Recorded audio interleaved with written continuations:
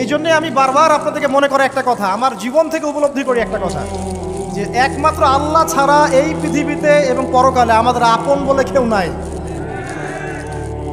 বাকি সবাই সবার স্বার্থের জন্য আছে।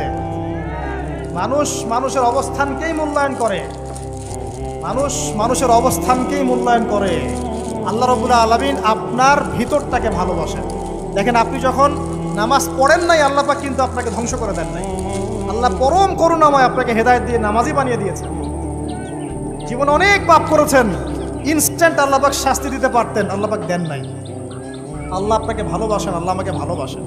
আল্লাহ পাকের এই ভালোবাসার ঋণটা শোধ করার জন্য হলেও নামাজি হয়ে যান, আল্লাহর পথে ফিরে আসেন, দিনের জন্য কিছু করেন, দিনের ফিকির করেন, পড়াশোনা করেন। প্রিয় ভাইরা, আল্লাহ পাক তৌফিক দান করুন। দেখুন, এই রিবা থেকে দূরে থাকার জন্য একটা হাদিস যথেষ্ট, যে 4 শ্রেণীর মানুষকে আল্লাহ রাসূল সাল্লাল্লাহু আলাইহি ওয়াসাল্লাম